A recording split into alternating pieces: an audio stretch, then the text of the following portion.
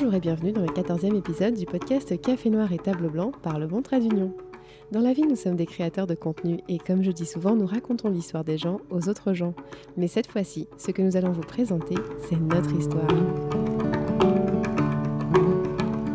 Sujet du jour, dans notre série Portrait d'entrepreneur, on explore aujourd'hui comment diriger sa compagnie au Canada et au Japon, comment on s'en sort quand on hérite d'une tradition familiale d'un côté et qu'on part de zéro de l'autre côté, comment on fait des affaires au Japon et au Canada et quitte à pousser la comparaison, comment on alimente d'un bord ce que l'on vend, de l'autre ce que l'on cultive. Mais surtout, mon invité du jour vit de sa passion et travaille autour du thé.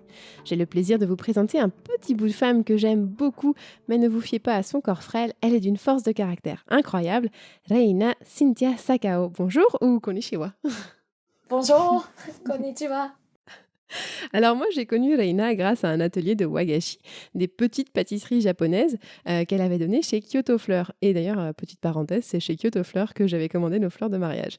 Mais la raison pour laquelle je vous dis ça, c'est qu'au-delà de la femme d'affaires, Reina, c'est aussi une ambassadrice de sa culture d'origine, une polyglotte curieuse et spontanée qui a vraiment une énergie débordante et je suis très contente de te recevoir aujourd'hui. Oh, mais merci de m'avoir invitée aujourd'hui. Je suis vraiment contente. Alors, je sais que tu es un petit peu nerveuse. Ouais, un petit peu. Ah. Et j'apprécie énormément que tu fasses l'effort de parler en français parce que mon japonais ne me permettrait pas du tout qu'on ait cette conversation. Alors, j'aimerais ça justement qu'on permette aux auditeurs, aux auditrices de te découvrir un petit peu. D'abord, je dirais, toi, tu es la première génération qui vient au Canada. Toute ta famille est encore au Japon. Qu'est-ce qui t'a attiré ici? Pourquoi Montréal? Ben exactement, parce que là, la première fois quand je suis partie du Japon, j'avais 15 ans. Puis là, ça, c'était mon premier voyage au Canada. J'ai beaucoup aimé. Puis la deuxième fois, c'était quand j'avais 18 ans. Puis là, j'ai voyé beaucoup de différences entre le Japon puis le Canada, vraiment le mode de vie. Les gens ici font des choses qu'ils veulent, mais au Japon, les gens travaillent. Il y a quand même beaucoup de travail. Puis là, j'ai beaucoup aimé la façon dont les gens vivent la vie. Vraiment, tu sais, s'amuser, vraiment profiter de la vie. Puis c'est pour ça que je suis venue ici au Canada. Puis justement, parce que quand je suis retournée au Japon, quand j'ai fini mon université, j'ai commencé à travailler pour une compagnie canadienne.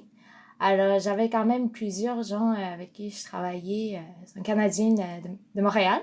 Puis, c'est ça, je suis venue ici une fois, puis j'ai adoré le vape, puis la diversité du Montréal. Fait que c'est ça. Mais alors là, on t'entend parler avec un français très fluide. Toi, tu as appris le français pour vivre ici? Ben en fait, non, j'ai commencé à apprendre mon français quand je suis arrivée ici à Montréal. Ça fait 10 ans, un petit peu plus de 10 ans. Et voilà. Waouh! Fait que, ouais, ça fait quand même un petit peu que je suis là, ici à Montréal. Et alors, au bout de 10 ans, est-ce que tu te sens de plus en plus canadienne, de moins en moins japonaise? Est-ce que tu te sens les deux de façon équivalente? Comment est-ce que ça balance dans ton identité? Ça dépend vraiment. Des fois, je me sens japonaise, mais des fois, je me sens vraiment canadienne-québécoise. Tu sais, par exemple, quand je suis là, à Montréal, je me sens vraiment japonaise. Tu sais, des fois, je fais des choses vraiment de la façon japonaise. Mais par contre, quand j'arrive au Japon, je me sens vraiment une étrangère, impolie, des Ah fois. ouais, hein? Fait que c'est oui, les deux, mais en même temps, T'es canadienne au Japon, japonaise au Canada? c'est ça. Exactement. Non, c'est ça, ouais. Je me sens comme ça, des fois. On en discutait juste avant de commencer ce podcast. Ton entreprise, c'est l'entreprise Sakao de ton nom de famille. Oui. Mais en même temps, tu as différents chapeaux au Japanese Tea et puis aussi la compagnie Cacao. Est-ce que tu veux nous parler un petit peu des différents produits que tu proposes? Oui, en fait, ce qu'on offre, c'est vraiment du thé japonais, c'est du thé vert qu'on fait au Japon. Alors, moi, c'est moi qui fais l'importation directe de chez nous, de la plantation et de Japon. Et aussi, on a un produit, c'est un thé de cacao, ça vient de Pérou. Alors, c'est pas un produit japonais, mais c'est juste pour avoir différentes. Alors, on a quand même deux côtés dans une compagnie. Alors, c'est du thé japonais, de All Japanese Tea. Puis l'autre, ça, c'est du thé au cacao de Pérou. Alors, Mais moi, j'adore parce que je trouve que c'est vraiment la synthèse de Montréal comme on se l'imagine, qui est très internationale, très multiculturelle. exact. On a une japonaise qui s'appelle Reina avec un prénom très Et hispanophone vraiment, en plus. Puis tu proposes du thé de Pérou. Puis je tiens à dire que ce thé au cacao, tu me l'as fait goûter. Puis comme je te disais, mon doux, c'est gourmand, c'est vraiment bon. oui, c'est très, très santé. Ça goûte vraiment le chocolat. Tu sais, si vous ajoutez du lait ou du lait de soya, ça goûte vraiment le chocolat chaud, mais en même temps, c'est plus santé. Il n'y a pas de calories. C'est vraiment santé. Moi, j'aime ça, ça nous prépare bien pour l'été. Exactement, c'est C'est ça. léger. Ouais, ouais, tout à fait. Mais c'est vrai que c'est gourmand et léger, puis ça m'avait vraiment étonnée. Mais en même temps, tu disais aussi, ben, le Pérou a une longue histoire avec le Japon, Ouais. et finalement, c'est pas si incongru de voir tout ça mélangé. Par rapport au thé japonais, tu aurais dû être au Japon en ce moment si tout avait été comme prévu, mais bon, pandémie oblige, t'as pas pu voyager là-bas. Ta famille est encore là-bas, vous avez la culture du thé, et c'est en ce moment que ça se ramasse le thé, c'est ça? Oui, exactement. C'est en fait, oui, c'est mes parents qui s'occupent de ça pour l'instant. J'y vais chaque année ce temps-ci pour voir vraiment la saison du thé qui commence la fin d'avril, mois de mai. Mais juste à cause de la pandémie, je peux pas voyager. Mais sinon, c'est mes parents qui s'occupent de ça, de production, de fabrication, sinon l'emballage. Fait que ce que je fais, c'est vraiment, je vais recevoir le thé qui est emballé en vrac.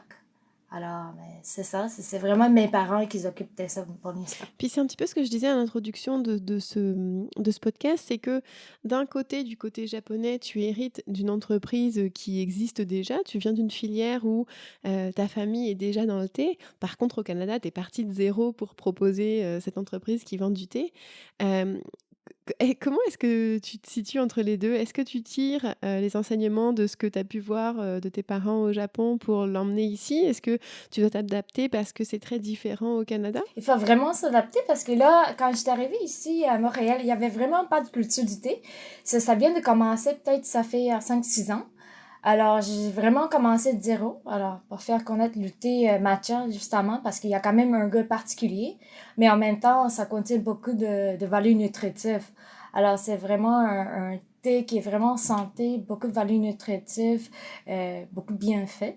Alors, j'ai commencé de zéro. Mais là, oui, j'offre du thé, mais en même temps, on offre un petit thé pour faire le dessert ou on peut cuisiner avec du matcha. C'est vraiment le thé.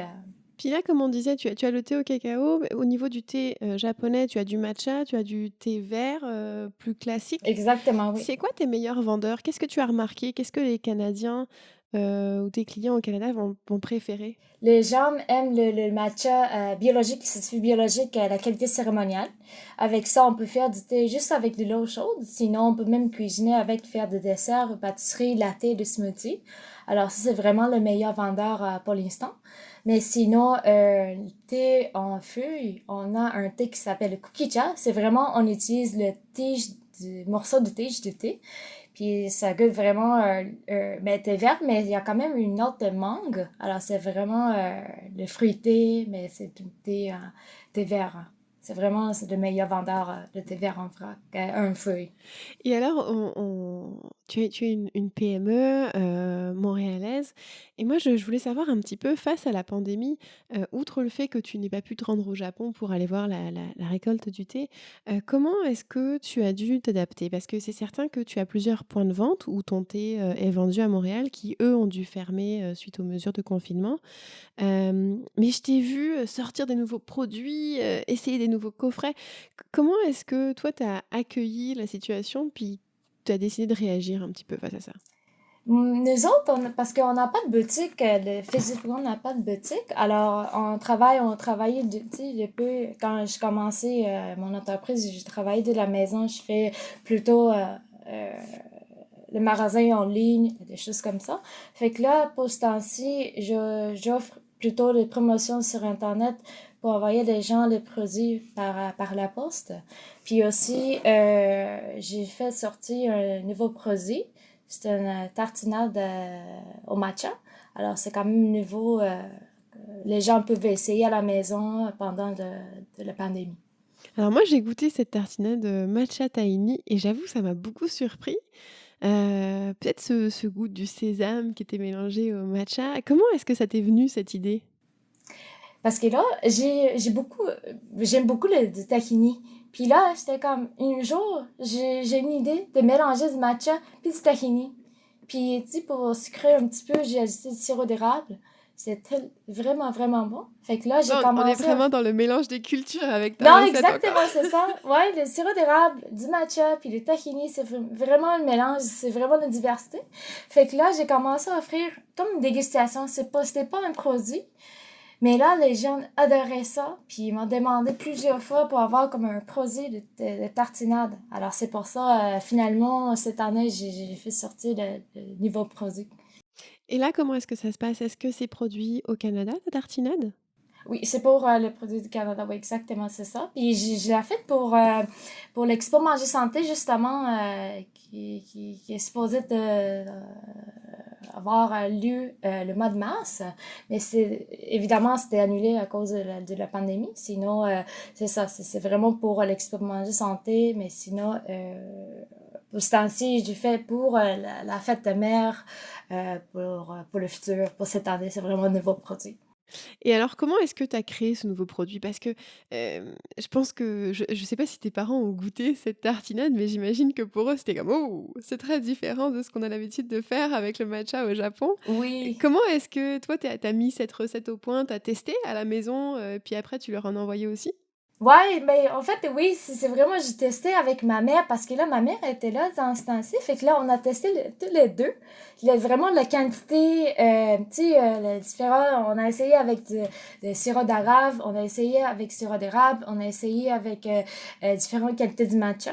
Fait que là, finalement, ce qu'on a, c'est vraiment, tu sais, après plusieurs tests qu'on a fait. Donc c'est approuvé par la maman japonaise. Oui, aussi, oui. Elle adore ça vraiment, oui. Fait que là, quand elle était là, elle avait acheté du tahini pour qu'elle puisse faire au Japon Au aussi. Japon? Ouais, Oh, j'adore. Puis, finalement, c'est drôle, c'est vraiment la nouvelle génération qui amène des nouvelles façons de faire à l'héritage traditionnel. Est-ce que c'est tu ça. penses qu'ils pourraient en vendre à Tokyo? Est-ce que tu penses que les Japonais aimeraient ça ou ils seraient peut-être un peu froids? Ben oui, pourquoi pas, c'est vraiment nouveau, tu sais, parce que le matcha, si on parle du matcha au Japon, c'est vraiment du matcha avec l'eau chaude, le matcha, la cérémonie du thé, la tradition, mais sinon, c'est ça, je pense que ça va être un hit. On comprend que tu révolutionnes les façons de faire. Peut-être que c'est pour ça aussi que tu avais besoin de partir dans un pays comme le Canada qui te permettait peut-être plus d'exprimer qui tu es. Exactement, oui, parce qu'au Japon, c'est un petit peu serré pour moi. Ouais. Alors ici, je me sens bien, tu sais, Tu faire peux expérimenter différentes choses. exactement de ce que je veux, oui. Puis, outre la tartinade de matcha, tu as récemment préparé un ensemble spécial, fête des mères, puis ça tombe bien, on en parle maintenant, mais tu me disais, bonne nouvelle, que tu allais sûrement le garder même pour après la fête des mères. Pourquoi est-ce que tu as créé ce coffret? Est-ce que c'était pour faciliter le magasinage des gens? Est-ce que c'était comme un kit de découverte du matcha? Oui, Qu'est-ce que tu voulais faire avec ça? oui, exactement. C'est vraiment un kit de découverte pour les gens qui n'ont pas encore l'expérience avec du matcha, qui viennent de boire du matcha. Alors, c'est une boîte, vraiment, ça contient une tartinade, un fouet, du matcha qualité culinaire, le matcha qualité cérémoniale, puis aussi un certificat cadeau pour un atelier du matcha privé. Alors, comme ça, les gens peuvent apprendre comment faire de matcha euh, pour savoir c'est quoi la différence entre les qualités différentes. Et voilà, c'est vraiment une boîte complète. Et alors, est-ce que tes parents moi, je me posais cette question parce que, est-ce que tes parents sont surpris de l'accueil du matcha au Canada, par rapport Oui, à ce qui se fait au Japon, pardon. Est-ce qu'eux sont surpris et puis s'attendaient peut-être pas à ce succès? exactement, parce qu'au Japon, les gens consomment pas beaucoup de matcha, malheureusement. Fait que là, ici, la réaction était énorme. C'était vraiment une bonne réaction des gens euh, sur le matcha. Alors oui, mes parents, c'était vraiment, vraiment, vraiment surpris. Puis je suis vraiment contente moi aussi parce que c'est vraiment un bon qualité, bon produit. C'est vraiment un produit naturel et pour tout le monde. Mais Puis, oui. puis ce qui est intéressant, c'est que dans ta stratégie, on le comprend, dans ta stratégie d'entrepreneur, tu as à la fois le souci de développer de nouveaux produits qui vont peut-être répondre à ton marché canadien, mais tu as aussi tout un pan de développement sur la culture japonaise et puis de collaboration. Est-ce que tu veux nous en parler un petit peu des collaborations qui peuvent s'en venir? Oui, j'ai quand même plusieurs, deux, trois collaborations dans l'avenir. Alors, une des collaborations, ça va être avec Jacinthe de Montreal Shamisen Project. C'est une fille qui joue la musique de shamisen. C'est vraiment la musique japonaise. Puis, on a fait plusieurs événements ensemble on a fait une cérémonie avec musique de shamisen. Fait que là, on organise un atelier, une démonstration ensemble en ligne. Alors ça s'en vient peut-être dans 2, 3 semaines. Donc à peu Puis, près à la fin du mois de mai. ouais, exactement, c'est ça, oui, on aimerait ça. Fait que, ouais, ça c'est à venir. Ah, puis Mais c'est très beau. Moi, je sais que j'ai eu la chance de vous voir. Puis c'est très ah oui, poétique. Vous êtes toutes les deux, chacune dans votre monde, mais ensemble. C'est vraiment très beau. exactement, ça donne vraiment l'ambiance japonaise dans une cérémonicité, le zen. C'est ça l'idée, pour donner les gens vraiment tu sais, l'ambiance zen. Est-ce que c'est une musique que on va retrouver traditionnellement dans la cérémonie du thé? Parce que toi, quand tu dis vous le faites les choses ensemble, c'est que pendant que elle joue, toi, tu fais la C'est cérémonie ça, du thé. Dans le fond, tu officies la cérémonie du thé. oui. Est-ce que ça, c'est la façon traditionnelle de faire? Euh, non, pas tout à fait non. Il y a pas de musique pendant la cérémonicité, c'est vraiment le silence. Mais c'est juste vraiment pour donner l'environnement zen, environnement vraiment japonais. Mais sinon, normalement, non. Mais Mais c'est ça ça. nous plonge dedans, ça, c'est sûr. Exactement, c'est ça. Non. Puis justement, en parlant de collaboration, Reina, j'étais très contente que tu t'associes avec nous à Le Bon Trait d'Union pour un concours parce que, chers auditeurs, chères Oui. auditrices, et j'en profite pour le mentionner dès maintenant, puis on vous donnera tous les détails dans les notes du podcast, mais je vous donne rendez-vous sur notre page Facebook de Le Bon Trait d'Union sous le post qui correspond à ce podcast. Je vous invite à nous dire avec qui vous aimeriez faire goûter une tasse de matcha ou faire une recette au matcha. Alors, il faut aimer nos deux pages Facebook, Le Bon Trait d'Union et Au Japanese Tea. Et nous vous offrons la chance de gagner un sac de thé de matcha biologique et le livre Matcha de Cléa pour avoir des idées sucrées ou salées de comment déguster votre matcha. Je mentionne ce petit concours en milieu de podcast. J'oublierai pas de vous le rappeler à la fin et puis on vous donnera tous les détails dans les notes. Mais d'ores et déjà, sachez que ça s'annonce gourmand ce 14e podcast. Ah. Et d'ailleurs, je en profite pour souligner que tu proposes toi-même, Reina, plusieurs recettes aussi. Fait que si les gens veulent déjà regarder ce qu'ils peuvent faire, C'est ils ça, peuvent. oui. Puis on le mentionnait, je pense que c'est quelque chose qui m'a beaucoup interpellée de toi quand je t'ai rencontrée, c'est le côté ambassadrice de la culture japonaise. Je trouve que tu as un côté qui accompagne vraiment beaucoup tes produits. Tu vends du thé, d'autres produits dérivés, on l'a compris, mais vraiment, moi, ce qui m'a étonnée, c'est que tu pousses la note à donner un contexte. Tu donnes des ateliers de pâtisserie, le wagashi, c'est comme ça qu'on s'était rencontrés. Pourquoi est-ce que c'est important pour toi de véhiculer la culture japonaise en même temps et pas juste, bon bah voilà, ton sac de thé, ciao bye. Ciao, bye. Qu'est-ce qui fait que pour toi c'est important de peut-être c'est ça, de donner le contexte? Est-ce que c'est parce que c'est une culture dont tu es très fière, que tu es contente? Est-ce que c'est parce que tu as l'impression qu'elle n'est pas très connue encore ici? Ben, en fait, c'est vraiment, ça me fait vraiment plaisir de parler de Juvienne, d'abord. Puis ensuite, de présenter le pays, la culture du thé, la culture. Mais il y a quand même des côtés que des gens connaissent pas encore. Euh, alors, c'est vraiment ça pour présenter notre culture. Ça me fait vraiment plaisir. Comme ça, les gens puissent savoir un petit peu plus qu'un animé, plus que sushi, plus qu'un matcha, plus que ça. Puis il y a quand même des choses à offrir à l'extérieur du Japon. Il y a des choses que les gens ne connaissent pas encore. Puis c'est vrai, puis écoute, c'est tout à fait vrai ce que tu sais. Puis moi, ce que j'aime, c'est que, par exemple, ce que tu fais comme les cérémonies du thé ou les ateliers de wagashi sont quand même reliés Oui, au matcha, parce que dans le fond, au Japon, c'est vrai, les gens vont aussi consommer ces petites pâtisseries exact. qui sont avec de la pâte de haricots rouges à l'intérieur. Oui, oui, oui. Je m'en souviens bien, hein, tu as vu ça? Oui. Et puis vous allez ça va être consommé à côté avec la tasse de matcha, c'est bien ça? Exactement, oui, c'est toujours servi avec un bol de matcha.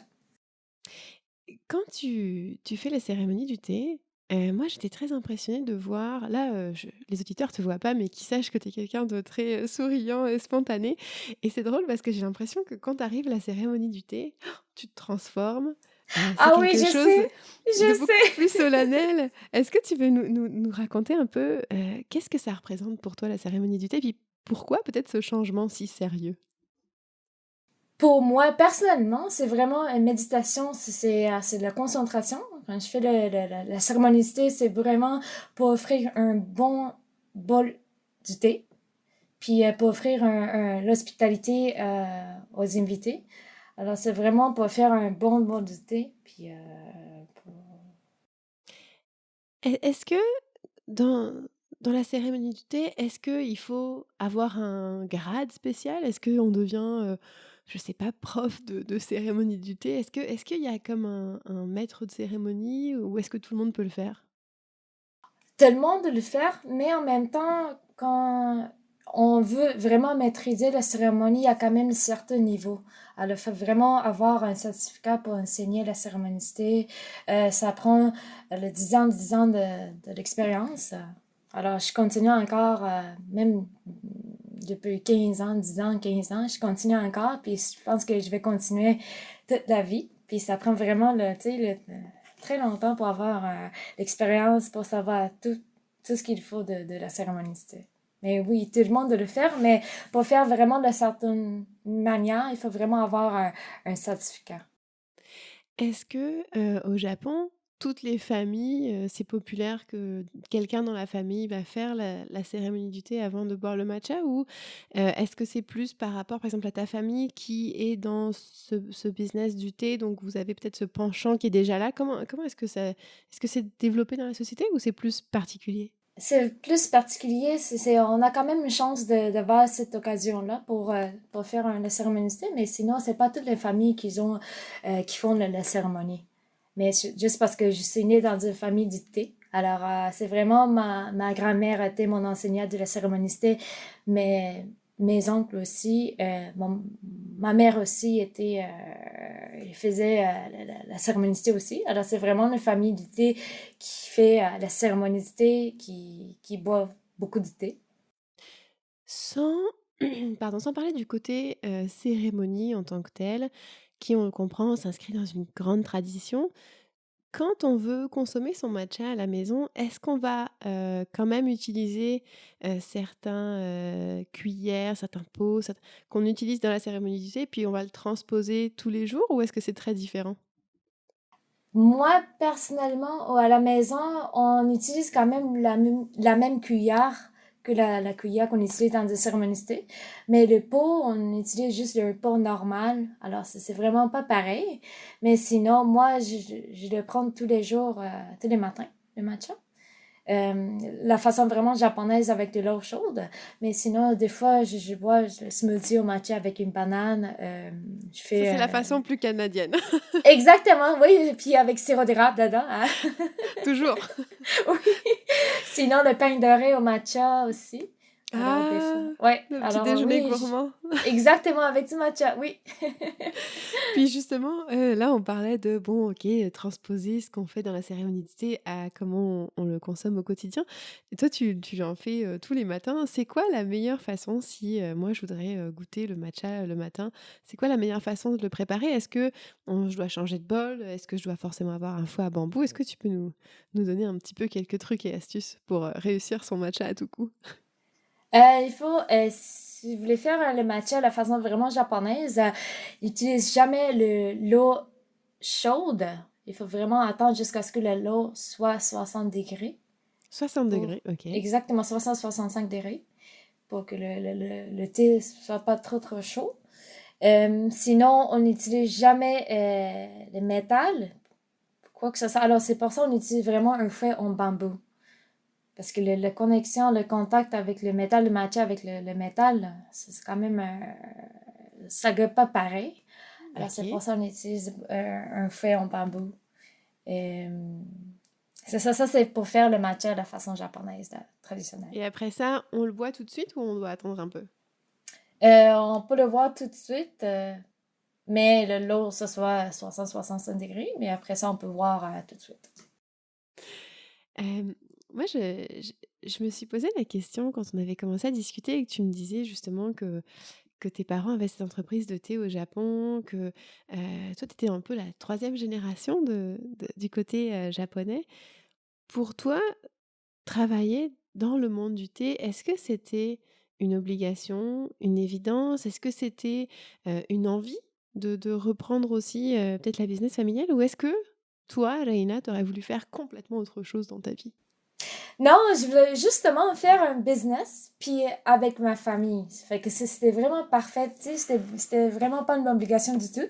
Puis j'aime ça parce que là, ça fait quelques années que je fais ça, mais j'adore. Alors, c'était vraiment mon rêve, puis je travaille là-dessus, puis ça me fait vraiment plaisir. Quand on discutait, tu me disais que la génération avant toi, tes parents, tes oncles, tes tantes, commencent un peu à fatiguer, à s'essouffler. Oui, Ils comptaient sur toi pour prendre le relais et tu me oui, disais: «Oh là là, je suis un petit peu tiraillée parce que mes cousins sont la génération d'après, ils peuvent pas ouais. tout de suite s'occuper de l'entreprise au Japon et il va falloir que je gère, et au Japon et au Canada». Est-ce que tu as eu le temps de voir qu'est-ce que tu allais faire? Puis comment est-ce que tu envisages, l'avenir avec ces 2 business sur 2 continents différents avec des décalages Exact. horaires, entre autres? Exactement, oui, non, j'aimerais vraiment ça faire les deux en même temps. Alors, peut-être 6 mois au Japon, 6 mois au Canada. Mais la façon de faire de business, ça va être vraiment différente au Japon puis du Canada. Mais j'aimerais ça vraiment faire un business au Japon pour développer nouveaux marchés, pour accueillir plus les gens qui connaissent pas du matcha ou la culture du thé. Mais en même temps, ici, j'aimerais ça continuer plus de faire connaître le produit du thé, produit japonais. Alors, voilà, c'est ça, de peut-être 6 mois ici, 6 mois là-bas. Mais j'aimerais vraiment ça faire le business en deux continents différents. Est-ce que, en tant que femme, c'est différent aussi de oh, je te vois qui hoche la tête. Oui! J'ai pas Ah genre ça va. oui! Comment ça? Parce que là, au Japon, ça existe encore une société dominée par l'homme. Et j'ai jamais fait une business là-bas, au Japon, mais ça existe encore une société comme ça au Japon. Alors ça va être un petit peu différent. Ça va compliquer des choses, peut-être. Mais j'aimerais ça essayer au Japon. Mais oui, les femmes, on n'est pas encore... euh, c'est pas pareil. Tu aurais peut-être pas pu partir une société, comme tu as fait à Montréal, si tu étais restée là-bas, c'est ça?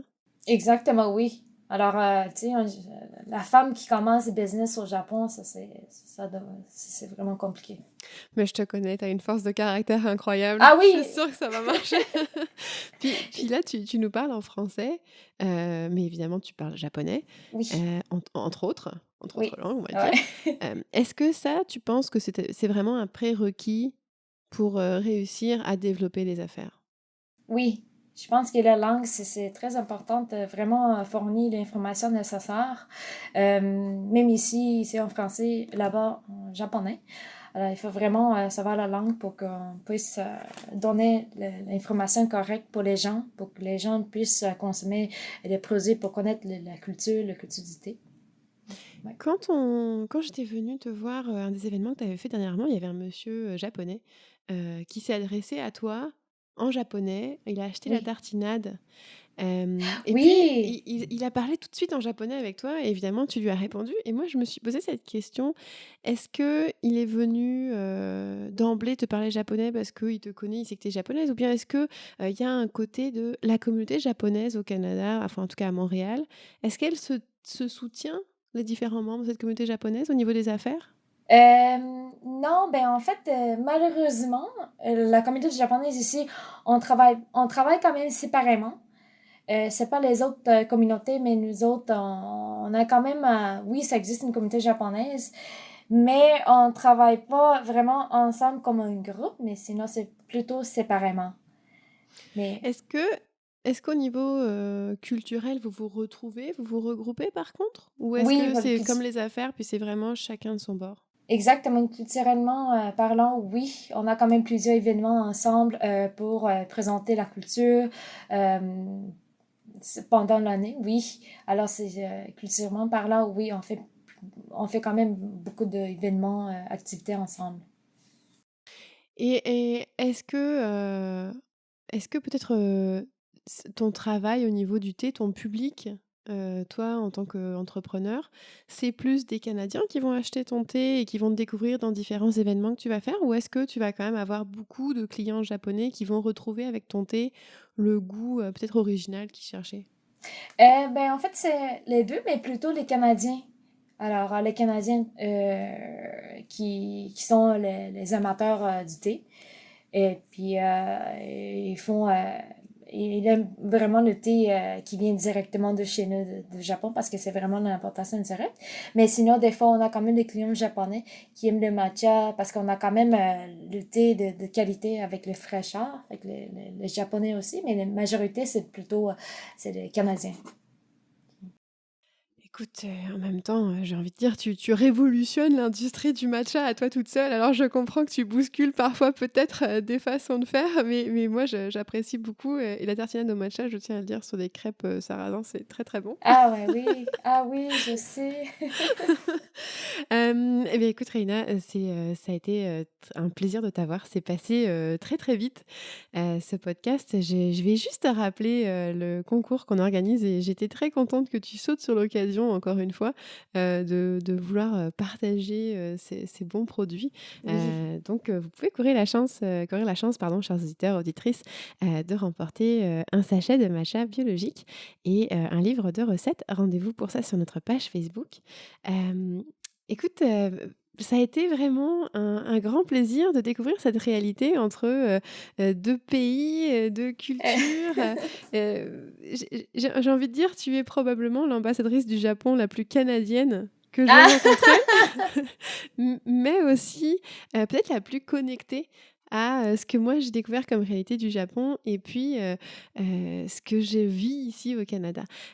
Juste avant qu'on se quitte, moi je sais que tu aimes ça partager la culture japonaise et je t'ai demandé, as-tu quelques, petites, références qui pourraient, outre le thé, permettre à nos amis auditeurs, auditrices, canadiens et d'ailleurs, de découvrir le Japon? Tu m'as parlé d'un film que tu as découvert justement il y a pas longtemps?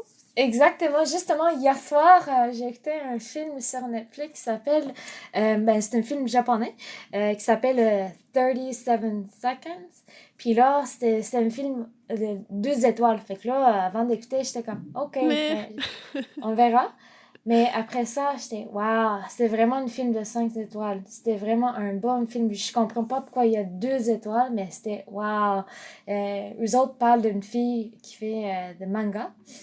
Puis c'est une fille avec une disabilité. Alors, puis c'est une histoire, waouh, il faut vraiment l'écouter. Ouais. on va mettre ça dans les notes de pas de podcast. Et puis c'est Ouais. vrai que, écoute, moi, quand j'ai eu la chance d'aller au Japon en février, j'avais lu quelques livres comme Be More Japan, qui est en anglais, ou L'art de vivre à la japonaise. Et pour moi, c'était ces livres-là, c'est ensuite, après mon retour du Japon, était une belle façon de prolonger ce que j'avais vu, appris, découvert. Et puis, bien sûr, je ne peux pas ne pas mentionner Tokyo Dinner Midnight Stories, dont la musique a été faite par notre ami Suemar, qui fait aussi la musique de ce podcast et qu'on est donc très content d'avoir. On mettra toutes ces références en note de podcast pour inviter les gens à aller déguster un bon matcha en regardant le film que tu recommandes. Écoute, comme on dit en japonais, si je ne me trompe pas, domo arigato, c'est ça? Exactement, c'est ça. Arigatou gozaimasu. Alors, écoute, tu es la bienvenue quand tu veux. J'espère que la prochaine fois, ce podcast ne sera pas à distance et qu'on pourra partager une excellente tasse de matcha toutes les deux. Comment nous suivre pour nos prochains épisodes, chers amis auditeurs et auditrices, et bien sûr nos réseaux sociaux, Instagram et Facebook, mais aussi le site internet de lebontraitdunion.com pour toutes nos mises à jour et récentes publications. Comme je vous l'ai dit, n'oubliez pas d'aller regarder sur le post Facebook qui correspond à ce podcast pour les informations du concours. Moi je vous dis à très bientôt, merci encore et prenez soin de vous. Merci Reina, bye. Merci beaucoup, bye. 大きな木が呆れてる花を咲かせるずっと前に